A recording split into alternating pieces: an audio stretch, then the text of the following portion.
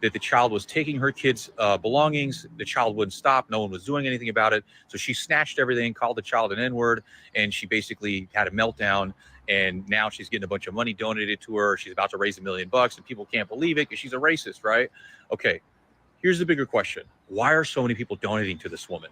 Why are so many people in this country so supercharged about this issue? Okay, we have to be accountable in every aspect of life. Okay, we can't sit down and be a victim and say, oh, racism, racism, racism. I know that's the easiest thing to say, right? You're just racist. I could go out. I don't look white, right? I'm labeled as Caucasian, but I'm Persian. And when I go in to get a passport or a citizenship, or sorry, a driver's license, whatever, I have to label myself as Caucasian. That's what the United States says that I have to do. And that's what I do. But according to everybody else, I'm not what you would consider white. So you would think that I would face racism, right? And I probably have here and there. Some people might not like me.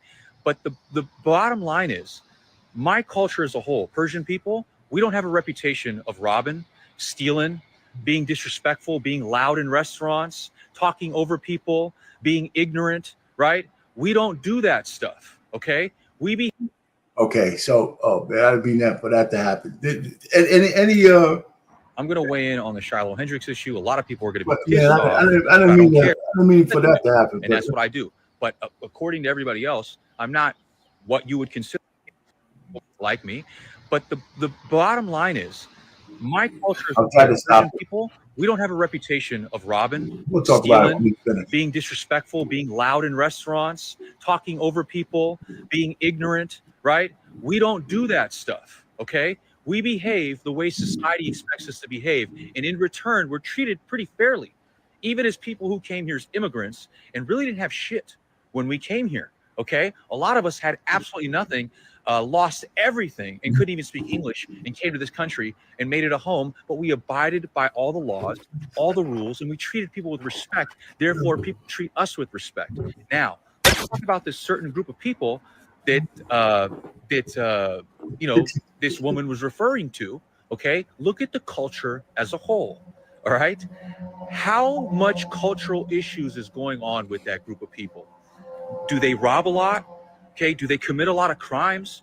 Do they commit a lot of murders? Okay, are they usually the people that you're seeing doing things that make everybody uncomfortable or make them feel unsafe? So where is the hatred coming from is what I'm trying to ask people, okay? Do you think it's possible maybe if this group of people cleaned up their act, started to behave just like everybody else does in society, then people wouldn't generalize, that people wouldn't feel this way? Because I think that's what would happen, okay? I think something magical would happen if that could occur. But until they fix their cultural issue, okay, until they fix the mother and the parent situation in the house and start raising their kids with the same ethics and morals and values as everybody else, this racism thing isn't going to go away. All right. Okay. Let's say you guys, man. He said about food and he lies told. A couple things right off the bat. Persians are the original foundation of Persian's culture is actually Greek. Let's get that out of the air right now. Let's be straight up here because but let's stay on topic. Let's stay on top about what he said. I want to clear the air with that because that's know how I feel about my culture, guys. Let's be straight here. Okay. So hey, I'm saying that all this bullshit is like, listen, if you want to be a racist piece of shit, you're a racist piece of shit. It doesn't matter. Well, okay, so stop it right. Do you think what he said was racist? No, I'm not saying that. I wasn't going there yet. Like what I was saying was, if you're racist, you're racist. Simple as that. You can fix that. Unfortunately, some things he has a good point. Some things he's not. Which point? What point did he make wasn't a good point?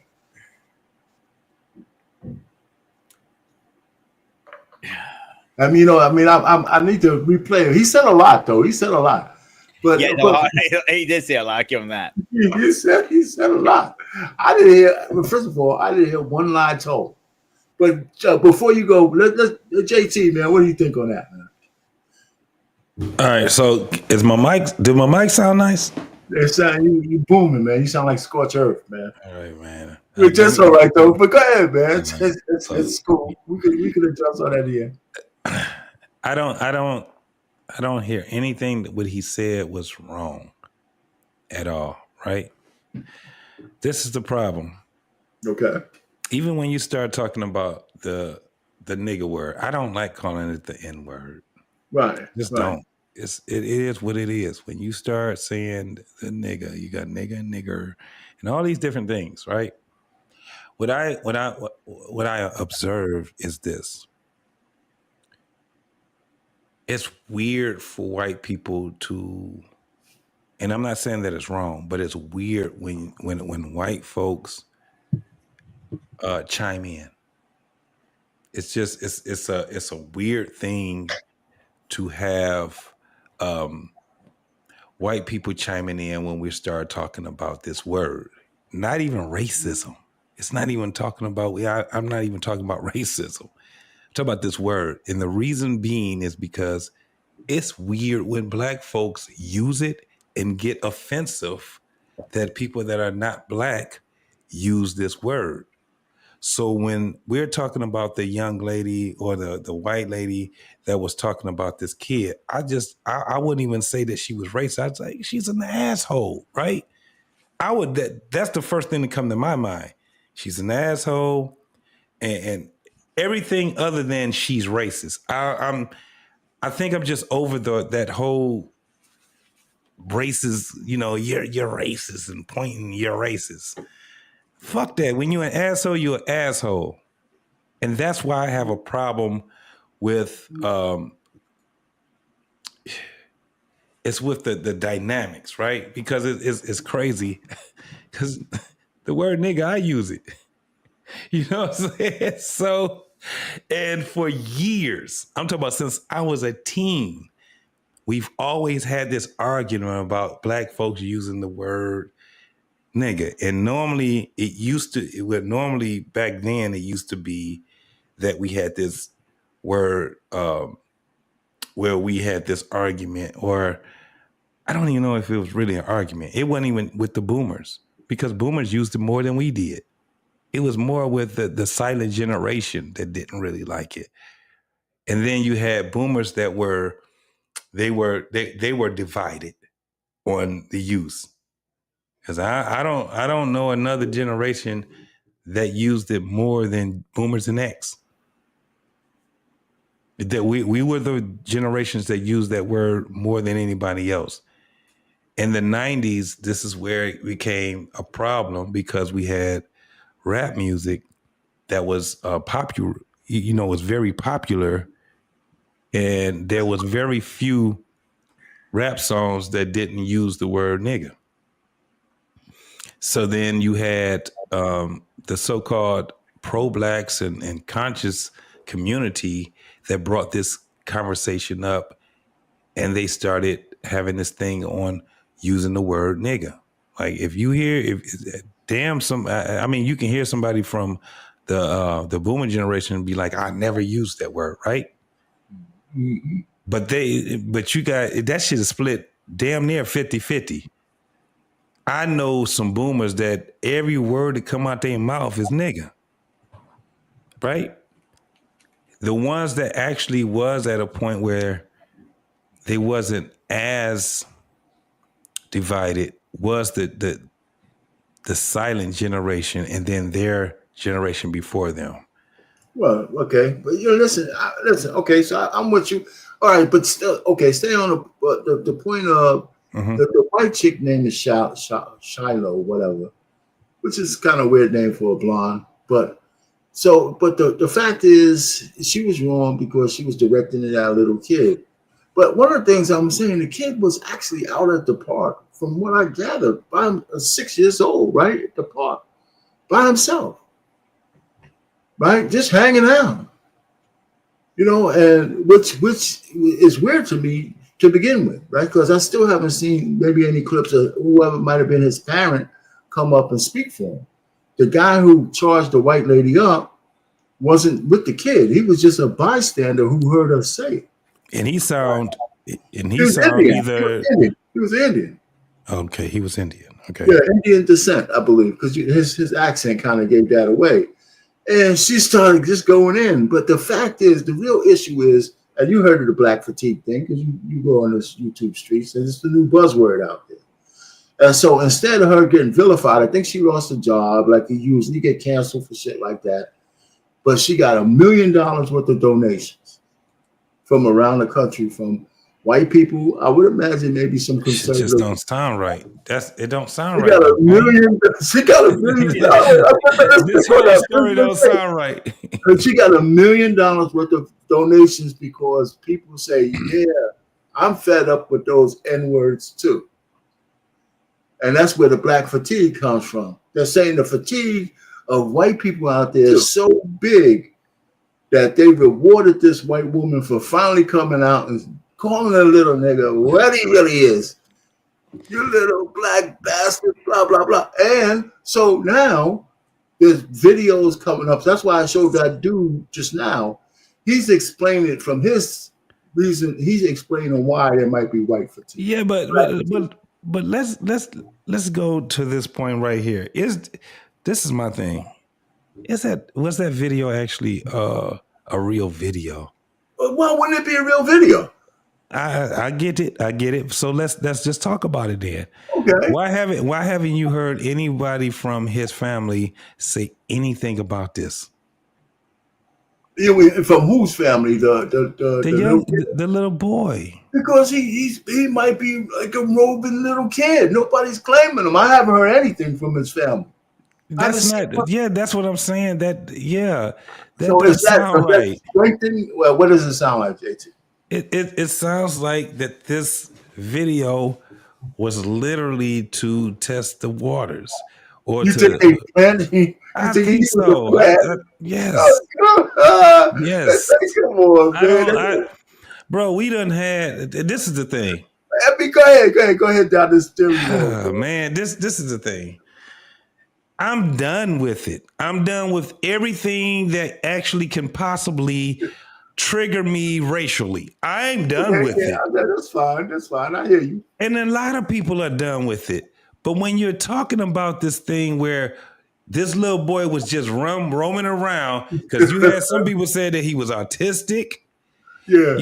You don't have no family members. I haven't heard one come out and say, I don't even know his name. That's what I'm saying. Black little critter. This shit don't sound right. As much as we seeing people getting their ass beat for less.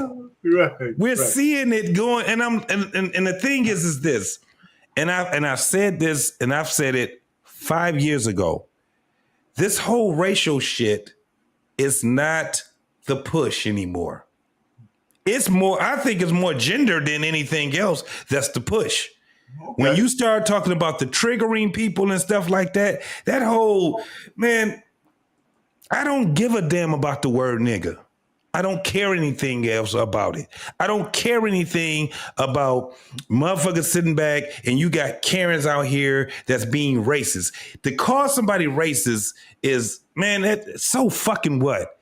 Are they an asshole? Are they, you know what I'm saying? I can use way more other words than to use this whole racist shit. Man, we can do whatever the fuck. I done put charges on people before. And it worked. I've used the system before. It worked. Okay. I'm talking about everything that anybody else that's not black can use, I can use it myself. Okay. I've gotten people if you can use this, if I can use the system, you can use the system, right? Right. When we talk about this racism thing, why do we always go back to slavery? There ain't nobody on this earth right now that witnessed slavery. Nobody. And we steady talking about it as if it happened 10 years ago. And that's where I have a problem with it. That's where I get to the point when I'm like, I'm done with that shit right there. Now, when a person is being unfair, I can call it as unfair. I don't have to say it's racist. I don't have to say if a person is an asshole, they're just a fucking asshole. That's just what it is, man. I'm done with the rest of that shit. That woman sat there, and if it say let's just suppose that this thing is a true thing that comes on, and it happened to be on, on social media. Okay. JT, I can use 10 more words more than I could before I get to racism. I can use that this woman is very ignorant to the world. I can use that this woman is definitely an asshole. I can use that this woman is definitely someone that don't know what the fuck she's doing. I can use everything. Okay. Racism? Racist? I don't give a fuck. Yeah, okay, but JC, this just okay. So you have a way of looking at it, right? But yes, and it might not even be unique because you might have other people look at it just like you do. But if we're talking about the masses, if I pull my hemp shit out of the card, how would most black people react as opposed to least? Most black people won't react the way you react. They won't react the way that I react. That's why I said when I first led with, it's a weird thing when white folks weighs in. Hold on, Daisy, hold that thought, both of you guys. Hold that thought. Let's go. Let's just go ahead, man, and bring it out. Yeah. Let's bring it out. Thompson. A story about a white woman shouting racial slurs at a 5-year-old autistic black boy in Rochester, Minnesota, is going viral on the internet. According to sources, the 5-year-old took a toy from the white woman's child, which caused her to berate and chastise the 5-year-old by calling him the N-word. Another man would step in because his children often play with the 5-year-old. A video would capture the exchange between the two adults, where the woman would continue her racist rant. Call him a child? Did you call the child the word? It is my own business. You call him? Huh? All right, that's what you say. You don't go digging through people's shit, you dumb. Somebody dig into your shit. A little kid just did, you dumbass. That little kid, you call him the little child? Are you about to hit him? You chase him here? He took my son's stuff. So that gives you the right to call the child 5-year-old N-word. That's what you're gonna call him. That's what you're gonna act like. That's a hate speech, and you can be recorded for that. I don't give a shit. Huh. Okay, we'll see about that. What the internet has to say about you. As the story began, all right, so that's it up. All right, so that's and then the bitch got a $500,000 off of doing a GoFundMe. Man, the shit don't sound right, bro. It sounds okay. It shit sound crazy. When they showed that little boy, right? I don't even know if that was a little kid in question. They just showed a little picture. Right. So that was AI. Right. Well, even if it wasn't AI, I think that's terrible journalism by using some random kid as a symbol, because I don't even think that was the kid in question. Right? I agree. Right. So, but anyway, the point really is that's the white lady, and typical before, she would have lost whatever job she had, and she would have been vilified. They say she's getting death threats. I don't know. Who knows? But the white world came out, and now she's a millionaire. I don't have anything as a black man in this world and has been living on this earth for 52, almost 53 years. It don't trigger me anymore. I'm done with it. Forget about that. Okay, you're done with it. Not triggering me. What do you say in the general thing that at this period of time that she's being praised, or she is the symbol of the fatigue that they have with unruly black people? So what? I don't give a fuck. Okay, you don't give a fuck. I'm talking about. Let's take it away from you. No. Let me explain what I mean. It's not just me. Shouldn't nobody give a fuck? What we should give a fuck about is black folks having black folks fatigue. Dude, that's what I'm trying to get out of you. I don't care nothing about her having fatigue for black folks. They don't deal with us like we deal with us. Okay. That's why I'm saying I don't care what that bitch is talking about. That's why I said it. We should be as upset about that unruly black folks as anybody, more than anybody else.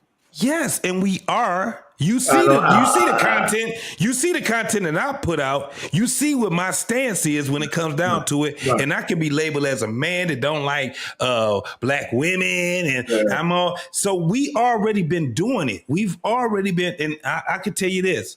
That's why when I look at it, I say, no, man, we making strides, but we can't make strides based off of some bullshit that we seen where some random ass Karen is talking about some kid that really that motherfucker had a parent nowhere around. Nobody spoke on that. Get the fuck out of here. And she got a $500,000.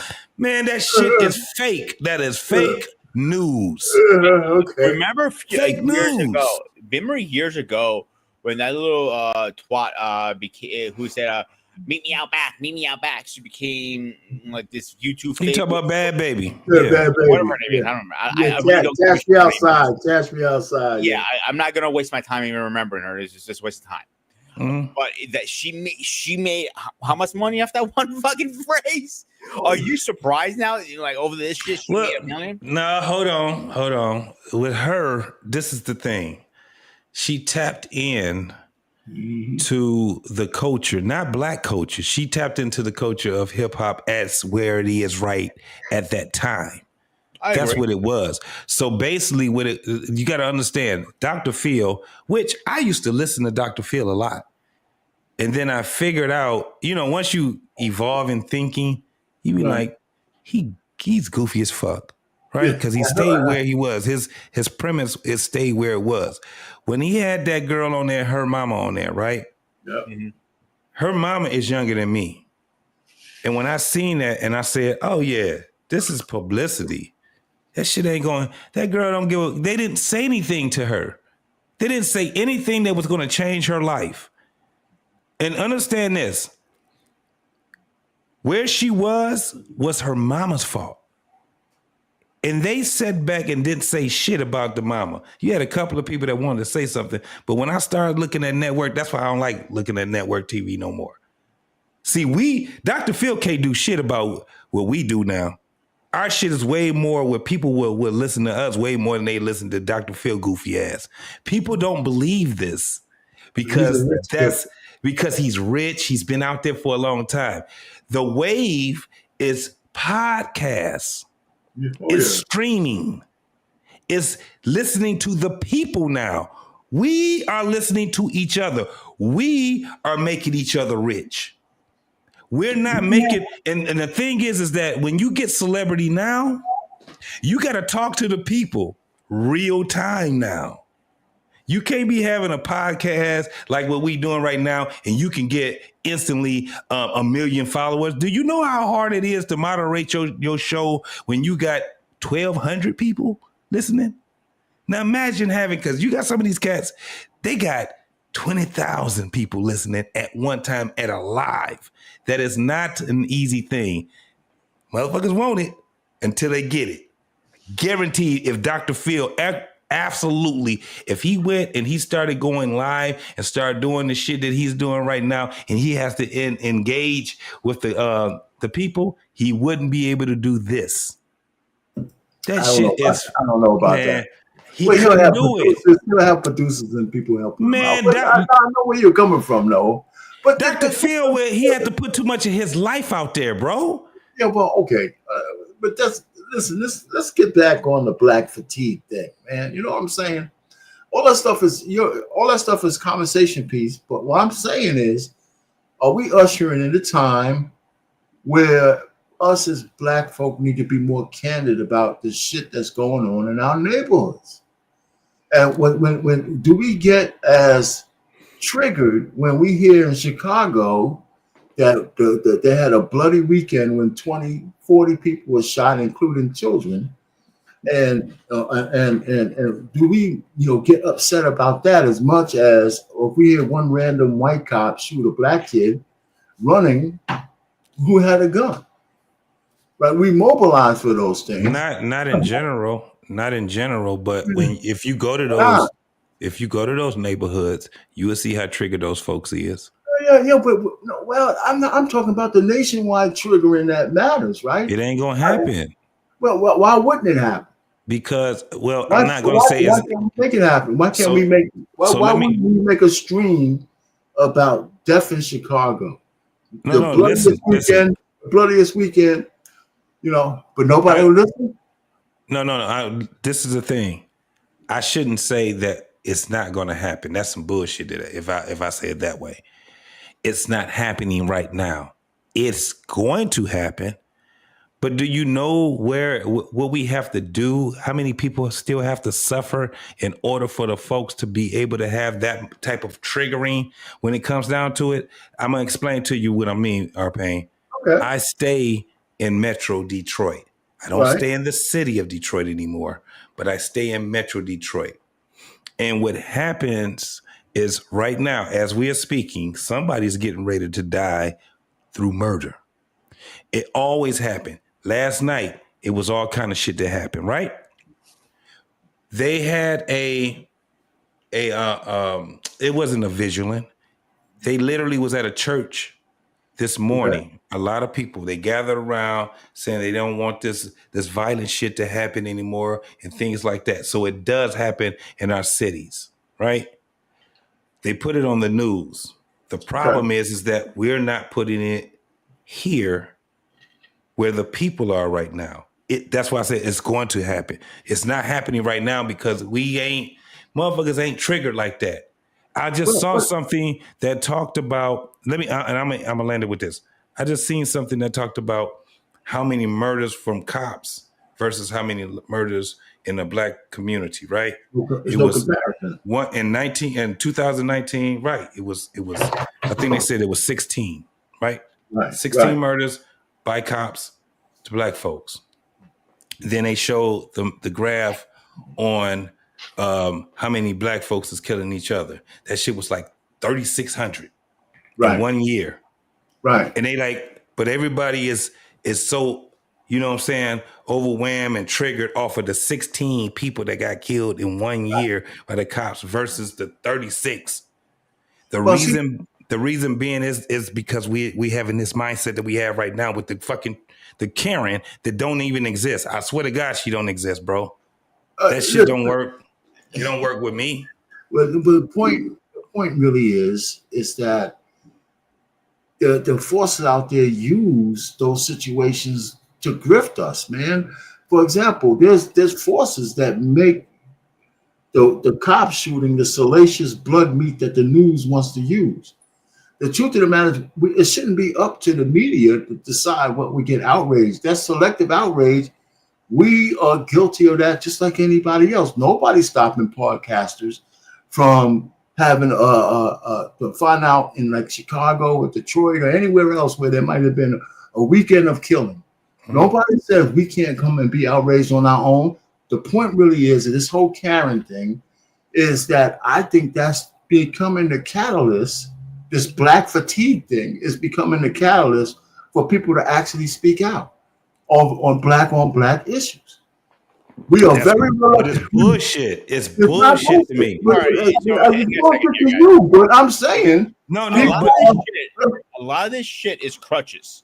People want to use a crutch and cry about some bullshit that happened 100 fucking years ago, and it's continues a crutch. Like JT said earlier, was why are we talking about it? Nobody's fucking alive anymore that it happened. no, we're not talking about the past. We're talking about what's going on right now. Hang on. Let me get to my point. Black people will sit down here and cry about the one white cop who killed a black guy. That's what I was going with. And stay silent on the fact that the neighborhoods are full of shit where black murder goes on black all around us. We don't say shit about it. Whoa, November. Remember what happened to me? Literally right behind this goddamn fucking wall when I witnessed that fucking murder. Mhm. That was literally, a bunch. I had to say a bunch of black kid versus a white kid, and guess what? The white, two white kids end up getting killed. I mean, the white kid killed the white kid, so it really doesn't make a difference anymore. I think you guys are still missing my point. No, maybe you're not. Maybe you're not missing my point. I still say that if we made the same kind of fucking ruckus over us killing each other, over like women like Meg Thee Stallion putting a brother in jail based on a lie, the bad, dastardly things we do to each other, like we hate each other as black people, as we do when a white person does something against us, then shit will start to change. I think it's bullshit. Let me tell you What, I why. don't know what that means though, JT. What's So bullshit? the black fatigue shit is straight up bullshit. Okay, I still Pain, don't understand what our bullshit pain, means. our Yeah, pain. you gotta explain that to me. Let me explain. I'm about to explain it. Just be a little patient with me, bro. No, man, we go ahead. But when you say that, it's dismissing. No, You I'm gonna explain I'm why I say it's bullshit. I'm not just gonna say it's bullshit. So this is what I mean by it. yeah. We on the Black Man Unfiltered, me on What We Know podcast, you and a lot of other brothers have been talking about this shit for years now. And black folks don't want to hear us say it. So now somebody put a label. That's right. Black fatigue. I've been saying, man, I'm so tired of we done already talked about black folks versus niggas. Oh, you can't say that. We all won. Everything that we've been saying, it's been out there. Now somebody comes out here and put a label on this shit, and now we want to make this shit. I refuse. That's why what I said on the show on Wednesday, I refuse to use this fucking black fatigue shit. I refuse to do it. I refuse to say that. And I think other black folks that want change need to refuse to say it and stay on kilter. I disagree with you. It's 100%. bullshit. Bro, we've been talking about it. This is what I'm saying, R-Pain. Motherfuckers ain't said shit about black fatigue until white folks said they got black fatigue. That's bullshit. And then after they said they had black fatigue, we started doing podcasts on black fatigue. That's right. That shit don't make no sense to me. And we've been talking about the shit that they've been talking about. We already was saying it. But our own fucking people was sitting back telling us that y'all motherfuckers is just haters or y'all just talking about bullshit. Now somebody else said some shit that wasn't us. We've been doing this shit for years. Okay, and now motherfuckers want to say, oh, now we want to talk about black fatigue. Yo, what I'm trying to say is crazy to me, man. I understand, but I understand the angle you're taking.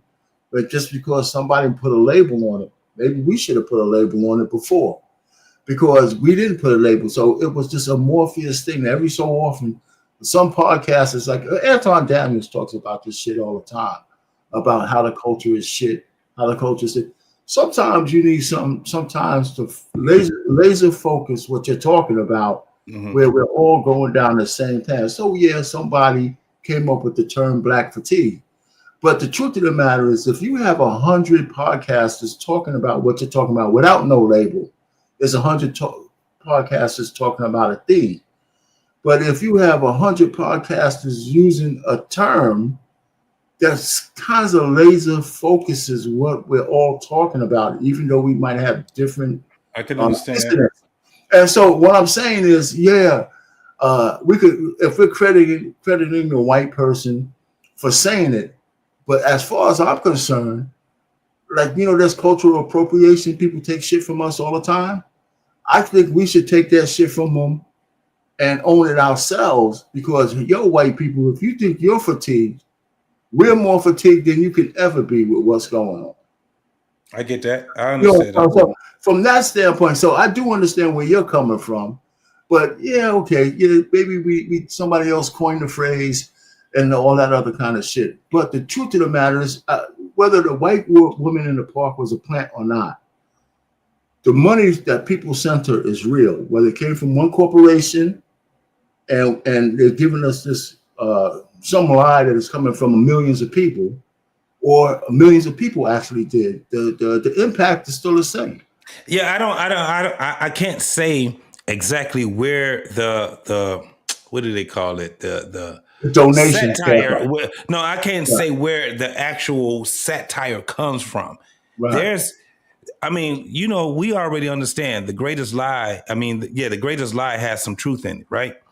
Okay. But this is the thing. I can't tell you where the angle is of where that satire comes from, but I can tell you right now, there's some satire in that bullshit. There's no fucking way that you can't tell me. That's why I was like, man, I was going to do a show on it. Wednesday, I was going to do a show. I was like, all right, I'm going to pull this one in there too. Now, look, I said, that shit don't make any sense. There's nothing that makes sense about that. I don't know where the satire comes from. I just know that it is some. And I'm tired of us as black folks being triggered on shit that we shouldn't be triggered on. And then we're nonchalant on shit we should be triggered on. Well, That's what I have a problem with. I agree with that. For example, you both guys are judging my beard. Let's be honest here. We've been going around in circles. Let's be honest. You wish you had my kind of beard. Don't worry about it. Let me tell you something. I'm gonna have a beard contest with you. Let's do it. Let's fucking do it. I'm not cutting my shit no more. I'm gonna let it grow wild. I'm gonna let it grow wild now, and I'm thinking about because I like to dye my shit. I just like my shit looking great. Looking black. A year? You want to do the year thing? You ever heard of it? No, what is that? A year when a man grows his beard for a whole year, doesn't trim it. You can dye it, you can shape it up, but you don't trim it at all. You just let it go. You can't compete with this fucking Whip Van Winkle motherfucker down there, man. I don't know if I can fuck with him. I don't know if I can fuck with him. Come on. I don't know. See, my shit is definitely a C4. My shit is C4 for real. Okay. My shit is C4. See, yours is C4. Mine is like a nuclear bomb when it goes. I'm gonna recant that shit. If he cut all his hair off today, by this time next month, it'll look just like he is right now. Nah, I'm just gonna respect the beard game, bro. How about we just amicably respect the beard game? That's what it is, man. I take care of mine. I know that you take care of yours, and we can go and trade tips. Hey, I'm cool with that. Remember, when I first started my channel, it wasn't Spartan Institute Network, it was Grooming Reviews. So yes, sir. Yeah, absolutely. So let's get straight here how we started this, how we all met eventually. Absolutely. But we this is the thing though, Payne. Going back to that, and the thing is that I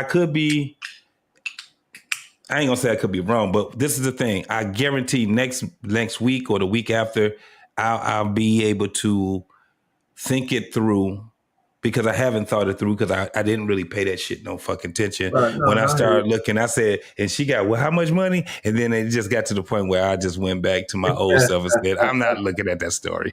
It just didn't seem right. But I think we do need to pay attention to a lot of this stuff.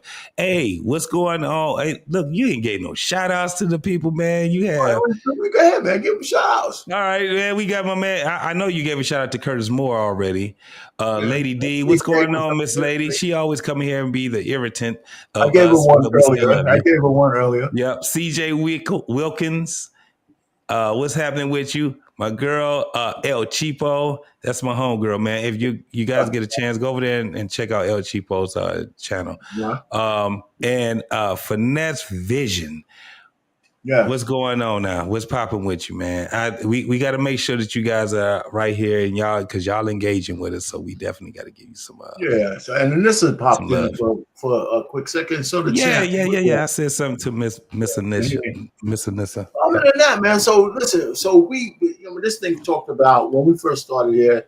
Just switching gears, we brought up this thing about the black fatigue, but also with the Tory Lanez being. The assassination attempt. Oh man, that was crazy. That's it's so crazy. Where that right there, that's where I'm like, okay, I'm paying attention to that. Okay. Because first and foremost, I have soon as when he got arrested, right, and they was going through their thing, it was me and shout out to my boy Rob, Big Bag for Life. We had a show together and we did a show on the Tory Lanez, Megan Thee Stallion. And we both said it. He didn't shoot her. Right. We both said it. I got to go back because that was what, two years ago or something like that? At the very least, yeah. Maybe a little, at least 2 years ago. Yeah, I mean, as soon as that came out, we did a show on it. And I got to just go back and I got to pull some of the things that I had came up with, and me and him both. And man, listen, the first thing we said was, you know, when it came down to it, he got himself caught up in some bullshit. And then I don't think that he went through the no snitching. I hope he didn't do that no snitching shit. He's from fucking Canada. I'm literally 3 hours away. I live 3 hours away from his hometown. So that's crazy. They don't even have that kind of shit in there. The closest city to him in America is Detroit. And even in Detroit, we don't have that no snitching shit in the whole fucking Detroit city. It's a 50-50 thing when it comes down to that. We already understand that when you in civilian, that don't mean shit. It don't mean that no snitching shit don't mean nothing as a civilian. And people in California do too. But for some odd reason, people that was in the rap community and just blacks all at once. Now, this is the craziest thing, Mr. Sparta. You got people that would sit back and they would say that they all kind of, look, white is white to us. You dig what I'm saying? Just like if y'all look at us, sometimes it's black is black. And they adopted that. If you look in Ohio, if you go to Ohio, parts of Chicago, the Metro Chicago area, when you over in Wisconsin and things like that, there are white people that would sit back and they adopted that same thing, no snitching. There are white people that are in prison right now because they went through that whole no snitching creed too. I hate the fact that. Oh, go ahead, bro. It's funny because I don't know if you remember, I mentioned earlier today, and I mentioned before, I worked at a prison for a little bit. And the thing I found hilarious is, you know, the whole rules, snitches get stitches, you don't snitch, you know, you don't rat, all this stuff. You know how many inmates ratted on each other to get some time taken off? 99% of those motherfuckers rat on each other. 99% of these cats, they rat on each other. This is the thing. And I always say this sometimes when I get pissed off, and really when I get on my soapbox, and very seldom when I do, my whole thing is that they put and I don't know who the they is, but they just they did a job on us as Americans. They really did a job on us. There's no fucking way that black folks and white folks can sit back and look at each other after living with each other these many years and look at each other like we're fucking strangers. I don't understand it. Some of my best friends were white.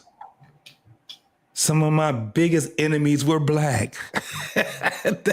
that shit, it baffles me, especially being a dude in the military, where we can sit back in front of our people and lie to them, and we all sit there and say the whole fucking lie. Well, white folks this and white folks, and motherfuckers be acting like they ain't cool with white people while living next door to them, while breaking bread with them, while being battle buddies with them, while sitting there and working with them and being in fucking cahoots with them all these times. That's why I never say it's just a black culture. No, it's an American culture we have, and there's a culture inside of a culture too.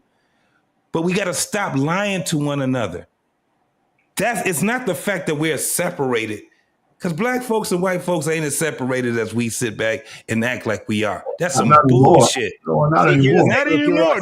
But that's what I'm saying. Where we at right now, 2025. Yes. JK, I was never in the military, you know, but I have a lot of military friends, and you've seen I interviewed a lot of military person. And don't worry, you're next in line. You're not getting out of my fucking rat hole yet.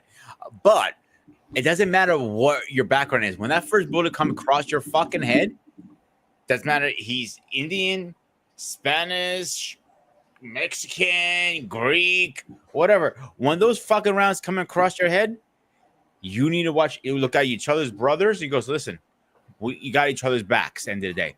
Or am I wrong? Yeah. No, you're right. You're right. I'm telling you, I done sat back and we done ate with each other, got each other food and everything. But I've done it on every level. Like as a kid, I had one of my favorite friends was white.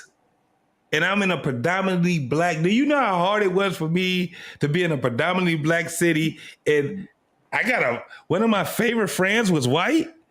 It makes no sense to me.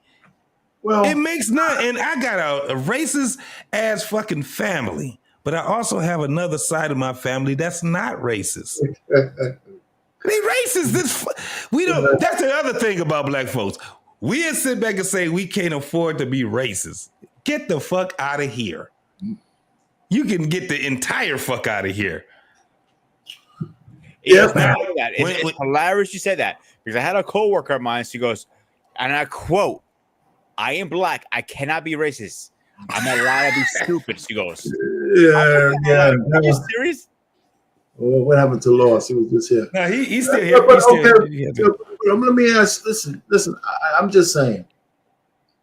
Well, what's up, Loss? What's going on, man?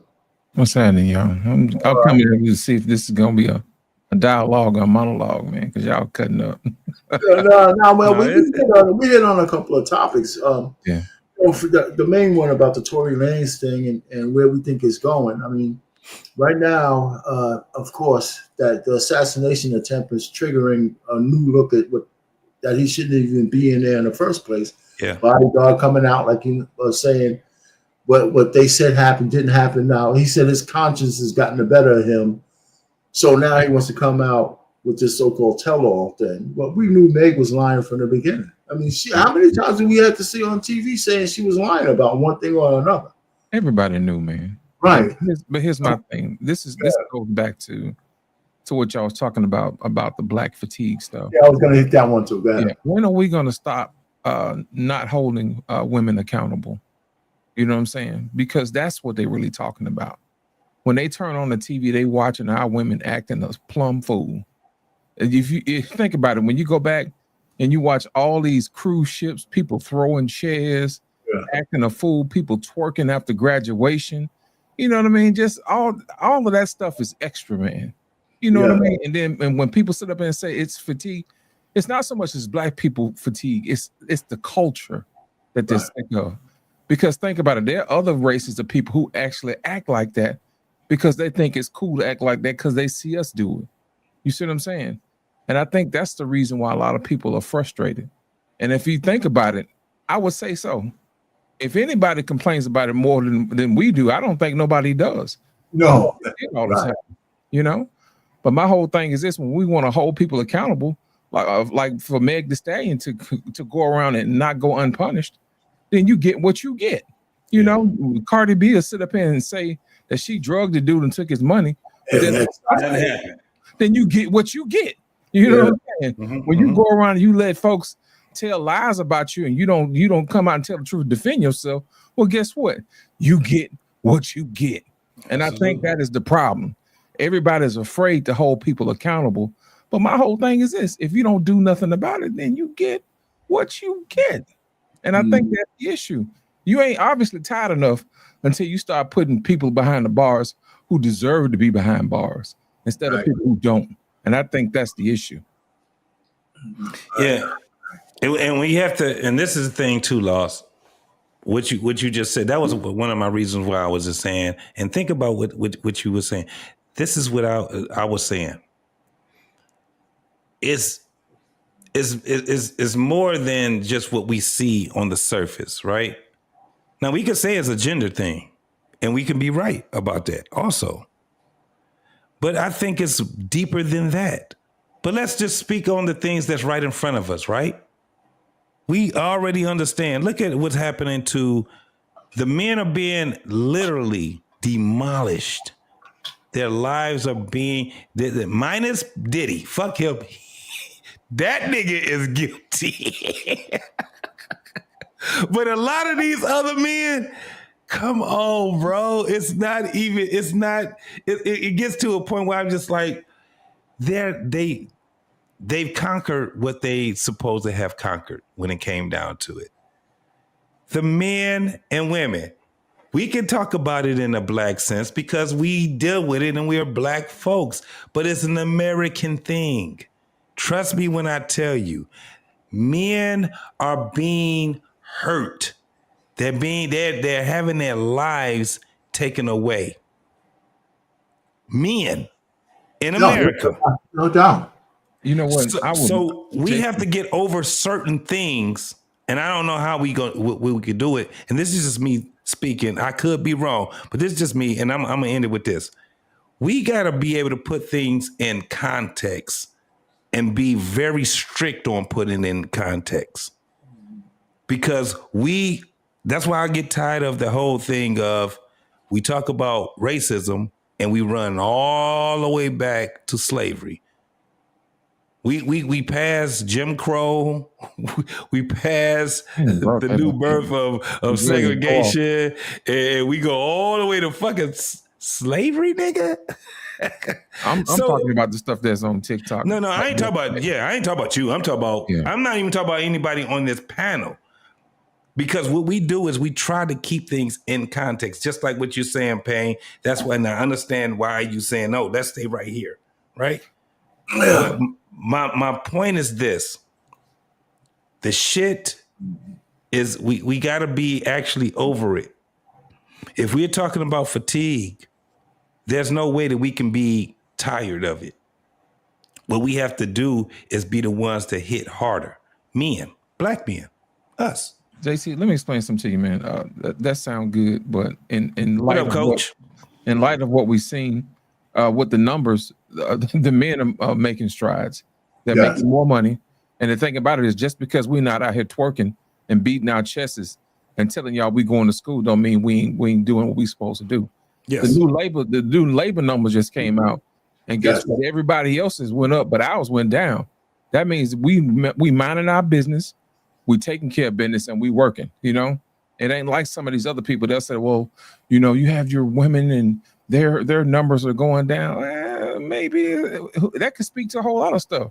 Maybe the big government jobs that they had that they was beating their chest up ain't really doing it like they used to do, or they're doing jobs that really wasn't serving anybody. And now when the rubber meets the road, and guess what? When we don't need them jobs no more, it's taken by AI. We got to start looking at that stuff in its proper context. But my whole thing is this: the people who have been working are still working, and they doing more than ever. So when we sit up here and paint men with a broad brush, I don't think that's a fair assessment, because they're not the ones on these cruise ships twerking. They're not the ones right here beating each other up and pulling each other's hair. They're not the ones out here making TikTok videos. These are the same guys that go out and they pick up your trash every day. These are the same guys that go out to the body shop and put your cars back together. You see what I'm saying? Not only that, they're saying that we're the best dads. So guess what? We don't have time for twerking. We're taking care of our kids. We ain't making TikTok videos. And I think that's the problem, man. When men don't speak up and say this, what's really going on, instead of what people think that's going on, you get people in the comment section want to holler about, see, that's why I know good men, me, and all this other stuff. We ain't got time for all of that. I'm here to tell you this. A friend of mine who was on TikTok today, he just graduated high school with his GED. You know what I'm saying? He went back to school and got his GED. I mean, ain't nobody celebrating him. Right. Talking about how many black folks got killed in Chicago. That ain't got nothing to do with nothing. When you want to sit up here and you want to point the finger at some atrocity that ain't got nothing to do with us, that's ridiculous. That's ridiculous. Yes. We got to solve Chicago before we do anything else. We got to solve Chicago before we put our women in check. We got to solve Chicago before we can get our kids to read on or beyond the 4th grade level. We got to solve Chicago before we stop police from killing us. You see what I'm saying? Yeah. Stuff like that, you can officially kiss my natural red ass.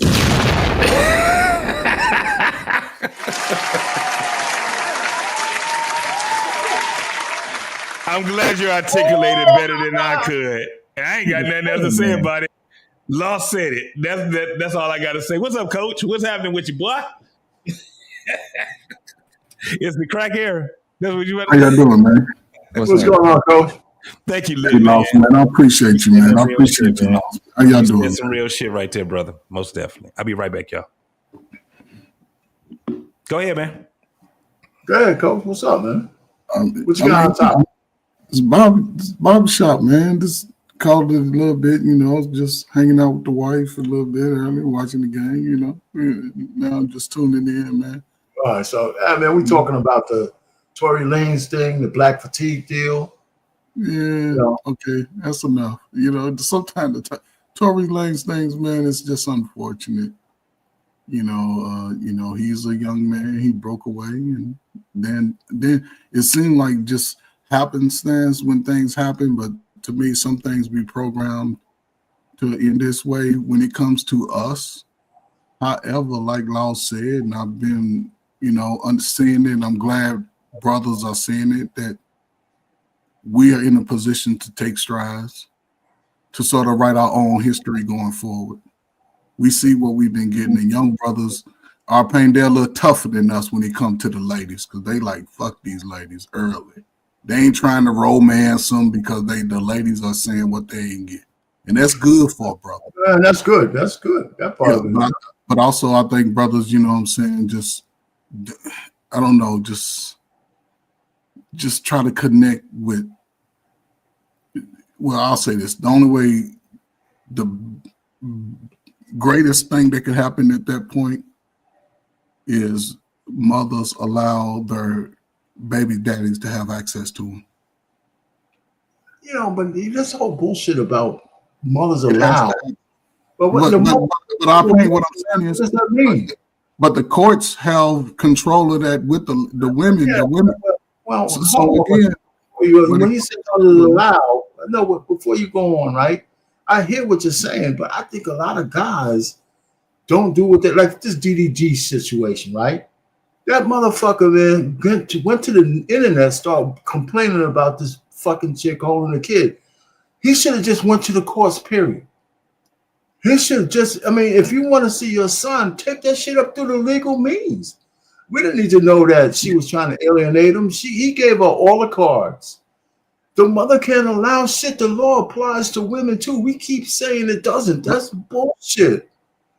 No, I mean, I don't think guys go through the proper channel. The mother can't. If I have a kid with you and I'm paying child support, I'm doing everything I say. I know it's hard, but they shouldn't be able to fucking just say they allow.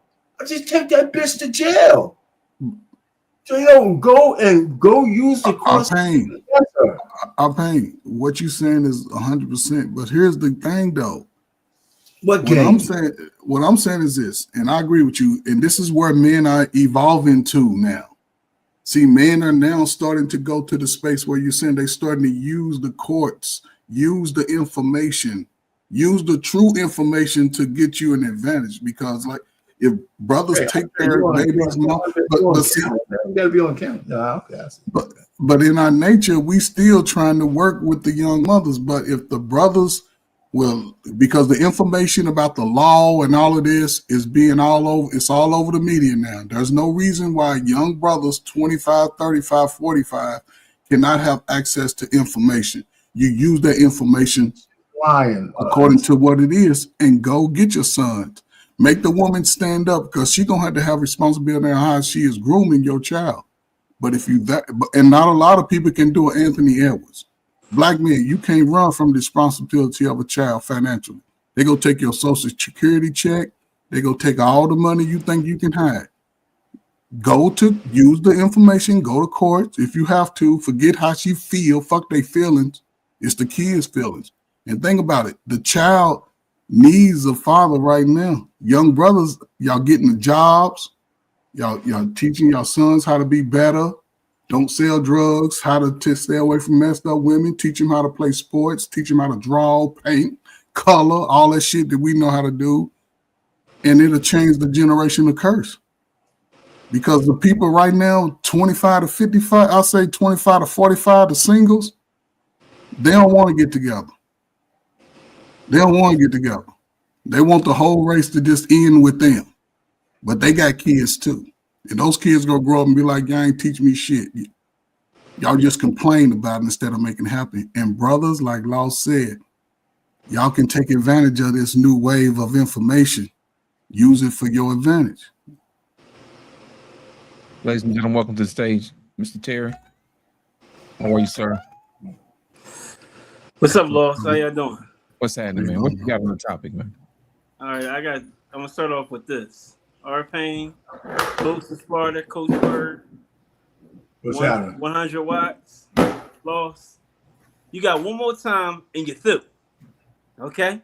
I'm gonna start with that. But I agree with what Law said, man. If we gotta hold these women accountable, it's not. It is a race thing, but it's definitely these women get away with murder nowadays, man. And there's no accountability. So it's on us as men to stop fantasizing and simping for these women and just hold them accountable. It's just that simple, man. Nah, nobody disagree with you, man. I mean, I hear you. No, I hear Appreciate you. it, right? Oh, Dwight, what's happening, man? Welcome to the show, brother. What's up, beautiful people? How's it going? Shout out to all the gray hairs. You know what I'm saying? I'm looking forward to getting to where y'all at. Okay. Yeah. All the gray You got- hairs. Like my dad used to say, keep on living. Keep on living. Look. Y'all definitely covered a lot. I've been listening the whole time.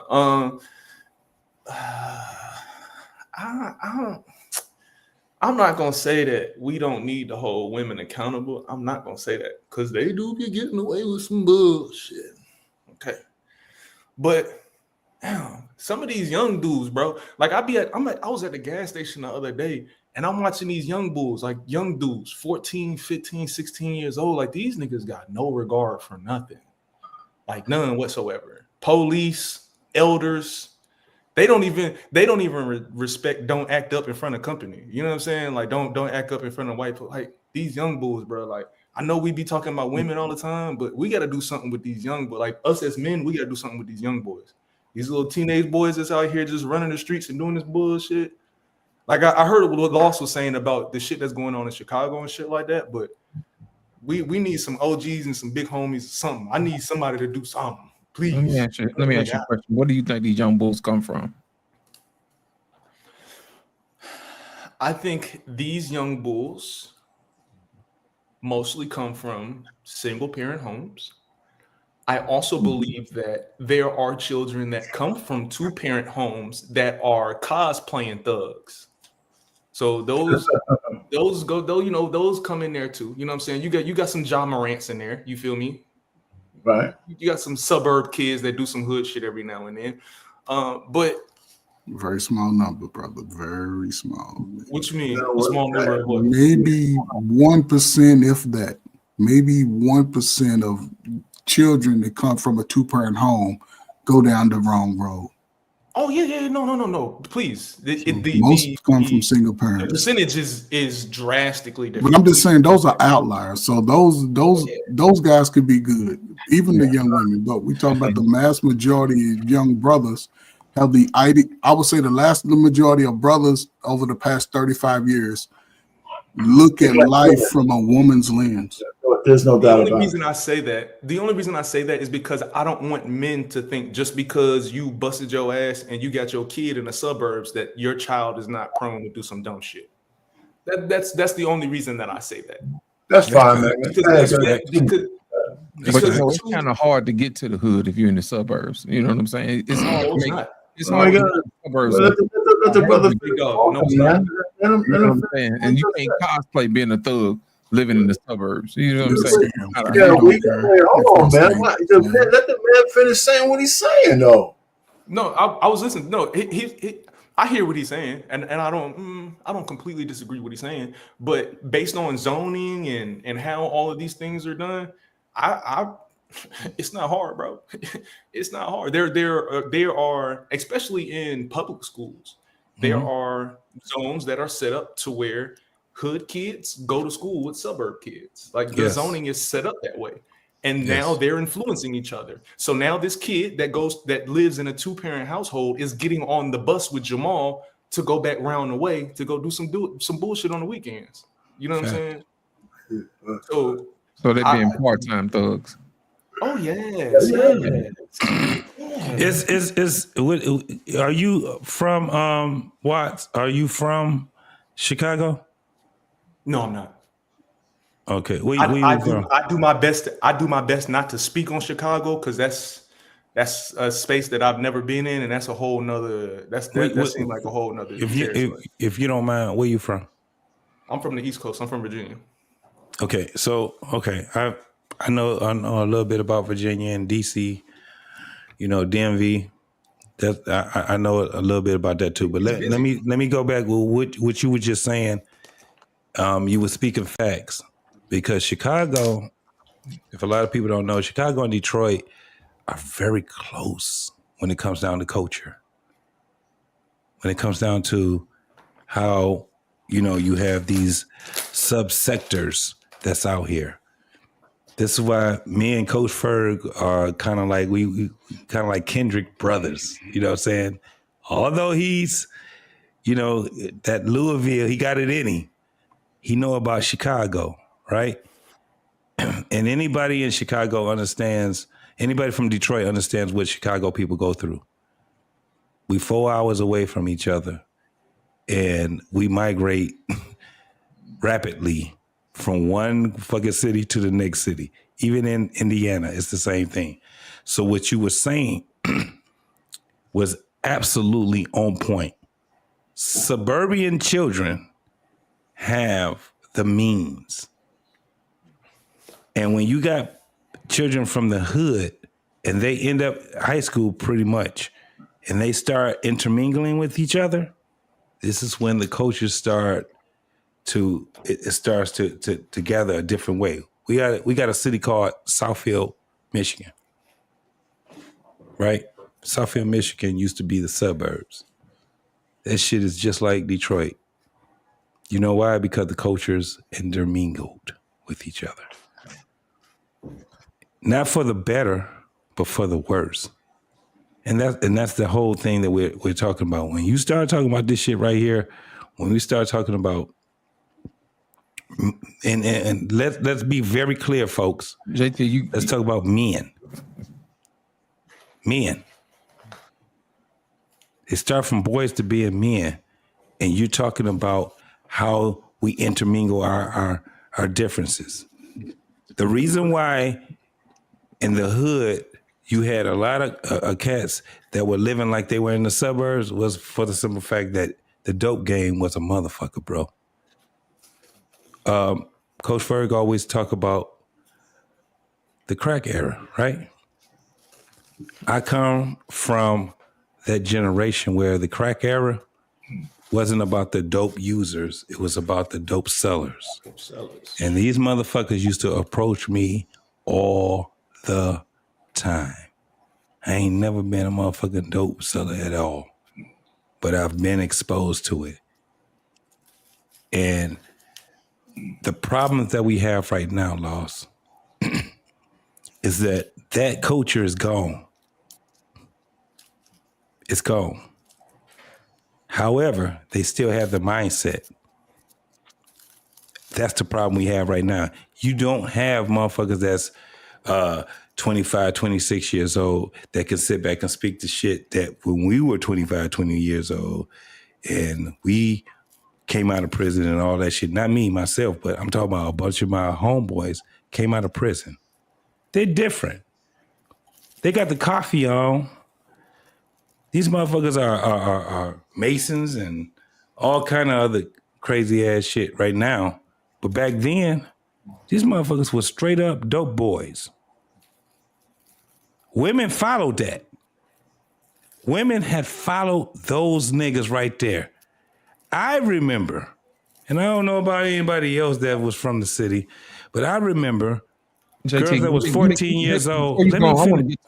I want to get to Hunter Watson's portion. Hold on, let me land this right here. Hey man, I just got here. I just wanted to make sure this is a monologue, not a monologue, a dialogue. That's all I'm saying. Well, let me just finish what I gotta say. My thing is this, man. You were talking when I came in, and then you came back and you still talking. My whole thing is I want to make sure everybody gets in. That's the reason why your boy just dropped now, because it was his turn to get in. Can I finish what I have to say though? Get to the point. I need to go back and address what he said before I was cut off because I wasn't done yet. But go ahead. What you got to do, bro? Now, what I was telling him 100 watts a minute ago about this whole this being a professional thug in the suburbs, it's where you spend most of your time.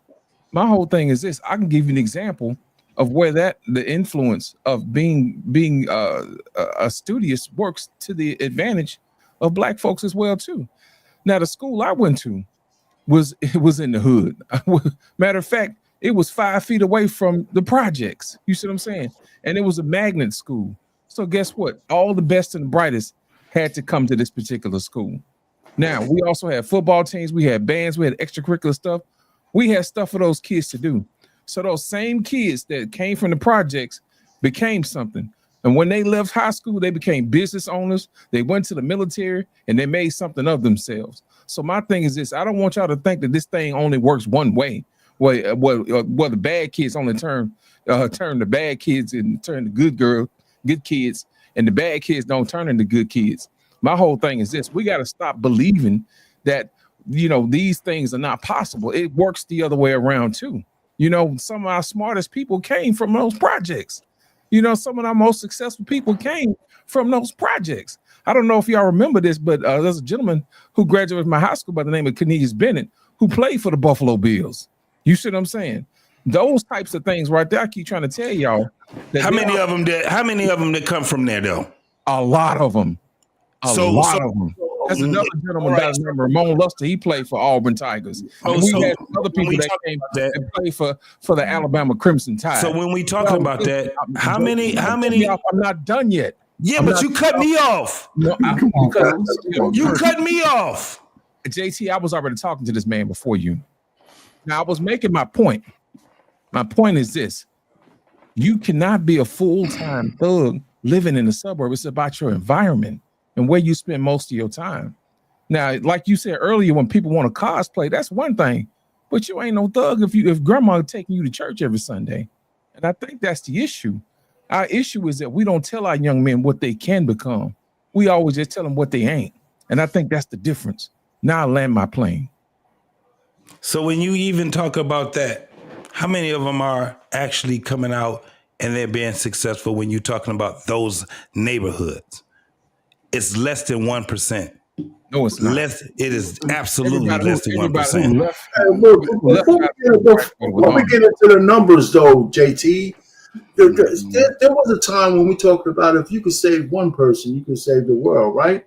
So the point really is, it's not about the numbers, okay? Because if you want to say, is it the majority of, I think bad behavior probably has a little bit more weight on good people than good people have on bad behavior people. But it's not worth arguing about because if enough people are good and they save a few people who were going down the wrong path, it's just suffice to say that we know that happens. We know that happens. I could just know where I lived. There was many roads, forks in the road that I could have went down with the buddies on my block, and all of us could relate to that one way or the other. So it's not really the majority or the minority. The point really is it's definitely that when we talk about that though. No, what I'm saying is the point, JT, is this, right? We do know, you're right. Maybe the majority of guys kind of seep into the bullshit because if they're around too much bullshit, but we do know that other things happen because I think all of us up here pretty much a living testament to that. We all had the opportunity to do dumb fucking shit. Yeah, but what I'm saying is this: when you start talking about that, you definitely that's why we have to get some of these cats to give their testimony on here. When we talking to the young folks, that's why when we sitting there talking this shit to them, who are we talking to? Is always what I always say. And at the end of the day, we could talk about all the success that happens. And then on the flip side, we could talk about all the bullshit that happens too, right? But listen, okay, so I don't know. I can't finish man. Shit. Oh, I'm sorry. Go ahead and finish, JT, man. Y'all got it, man. Y'all JT got it. I want to fight you. I must be fucking long-winded. God damn. Hey, welcome to my world. Welcome to my world, JT. Welcome to my world. And so then we understand, and that's why I understand why the young niggas can't talk to old niggas. See, JT, come on, man. See that? Okay. I was mid sentence, my guy. I apologize. But fuck it, man. Y'all got it, dog. JT, y'all fucking got it, man. He was a mid chapter, man. Come on. Do it. That's all I'm saying. Y'all do your thing, dog. Y'all do your thing. Come on, Coach Ferg. Why you get this? Okay, just to the situation, right? Yes, listen. And I can say this, 100 watts, man, just based off experience from brothers my age from around the country. I ain't talking about the town, I'm talking about around the country, right? A lot of us started in the bud, come from our parents. My parents made a shift in the migration, just like everybody else. We all went to our little states, Midwest, North, whatever, where we stopped. My generation was the bus generation. I was, born in '68. King had just been assassinated. Now they coming into the whole welfare feminist run. I babied into it. I went to all black schools at first. Most of us started off at black schools, and then when they bust, we mixed with the white kids. And for the most part, we had our little battles with the white kids, but the white kids in the high schools knew who ran the school. Wasn't a whole lot of, for years, race wars. No, we squashed that shit in about a year because them white boys know that we was going to knuckle their ass up. A lot of brothers took hold of the education because brothers are smart as hell. A lot of sisters took hold of the education. Our pain was a boomer. He went to college. It was an opportunity. He took advantage of it. He ain't worried about what mommy and daddy left him and if his daddy talked to him crazy. He ain't worried about that shit. He was a man. He took care of it. Boom. Lost in translation. Similar story. We saw it. The girls, they don't like light skin. Okay, I'm light boy. Okay, I ain't cry about it. It's a woman. I'll go find 500 more. Right? Then I still had to work. I played sport. I did it all, man. And then drugs was in my face. My buddies, the first time I ever smoked weed, they told me to roll. I'm like, nigga, what am I going to do? I did it. I never let it get the best of me. I went to college. My father was an alcoholic every day. Well, on weekends, he ain't talking to me at all. He drunk. But he was there. He didn't tell me about women. I listened to my mama. And everything she told me about a woman, I've been following that same concept and that shit worked. My father let me know I don't want to be a drunk. I ain't going to drink like it. I ain't going to smoke like it. Go to school. My mother told me a week after I graduated, nigga, you got to get a job or get up out of here. Mom, I'm going to college. Well, take your ass on. Then after a couple of years, I'm like, I'm not going to take out no student loan. I needed $1,000. I said, I ain't going to ask my parents. Fuck it. I'll drop out. Because they took my little football scholarship because I hurt my knee. Year and a half later, I joined the service based off one of my buddies who was running from the law.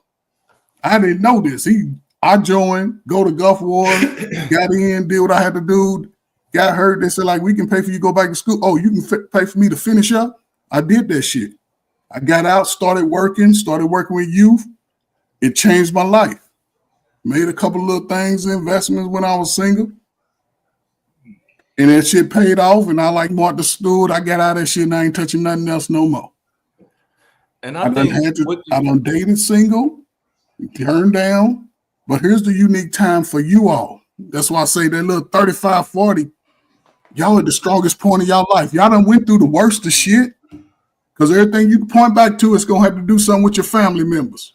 Your little dumbass cousins, your little sisters, your aunties, all that. Y'all dealing with the same people. Now y'all adults. Only best thing to do now with this new wave of energy as far as men being able to get into spaces, men being able to create their own, whether it's digital, online, or any modern, transportation things, it's an opportunity. And if you don't do it while you're young, you can't come back at 45. I'm gonna cut you off just so we keep it fair. Okay, I'm gonna cut you off just so we keep. No, you gotta do it. Okay, go ahead and land the plane, man. So the plane is this, like Law said, brothers, it's a great time. The women go do what they do. If they don't self-correct, they're the ones that's going to be coming to you begging in about 5 years. And in the meantime, get your money right, get your shoulders, get you some shoulders, work on your shoulders and your calf muscles and shit and your stomach. They're going to be paying, they're going to be telling you, can I get $40 for the front and $60 for the back? All right, John. I'll holler back, man. All right, so you had something to say, Watts? Yeah. I mean, because the points you're making is real. I mean, we're making all the same kind of points. I mean, JT left. I want him to hear this. Listen, the real truth really is, as men, we all come to the fork in the road where we have to take the road less traveled. And when we talk about the young boys and what they're going through now, that's why I don't have to relate to them. I know some shit is just universal because we all come to a point where we have to make a choice. And you can't say, well, my parents were all fucked up. I was a slave. My ancestors were slaves and all this other horse shit. When you got your future in front of you, what path are you going to take? You know, and the path that you go down that matters, it might be one of the things I think we need to teach the young people. You don't have to have all the answers right away. The life is a risk, right? So you go down a road, you make a plan, or you have an idea where you want to be. And I think we don't have enough people dreaming on where they want to be. Right? They want somebody to tell them, and you can't. I mean, it's just hard to do, right? Like I said, I had peer pressure that helped me through, right? Because most of the people I knew back in my day went to high school, went to college, got married. Today is so many different variables out there. I think people are kind of lost with sensory overload. They don't know where to go, but still, you're still making choices every single day. Each one of us always makes choices. You just got to make sure that you're making better choices than bad ones, right? So who you listen to, how you listen to them, it matters. But even if you want to be a lone wolf, and I'll add it here, your choices still matter.